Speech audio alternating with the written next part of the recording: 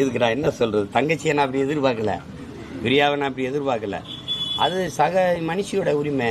உதட்டு சாயம் பூசிக்கிறதெல்லாம் உலகத்தில் ஒரு பிரச்சனையாக வரும்னு நான் இப்போ தான் பார்க்குறேன்.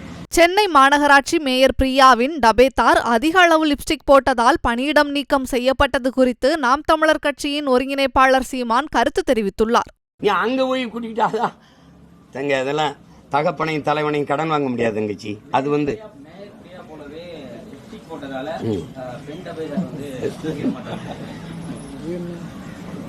என்ன ஒரு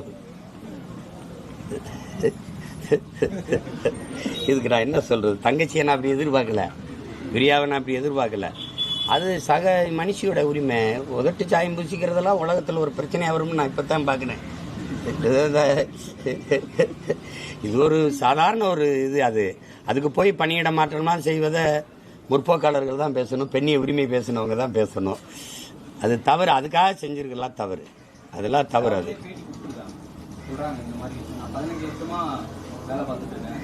அது நான் பார்த்தேன் கேட்டேன். அது ரொம்ப வலியான செய்தியாக தான் இருக்கு.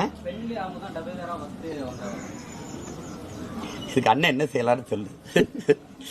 வருந்துறேன், அது தவறு, அந்த மாதிரி செஞ்சிடக்கூடாது. அது தங்கச்சி பிரியாவை நான் அப்படி எதிர்பார்க்கல, அது தப்பு. அதனால் அதை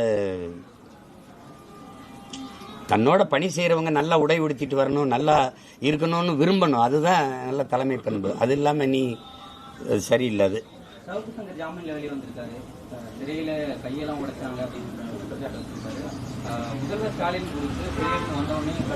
அவர் வரல, பயந்துக்கிட்டு விட்டு அவர் வழக்கு போடலாம். ஒரு 15 நாள் 20 நாள் ஒரு சிறை. செய்திகளை உள்ளது உள்ளபடி தெரிந்து கொள்ள ரெஃப்ளெக்ட் நியூஸை சப்ஸ்கிரைப் பண்ணுங்க.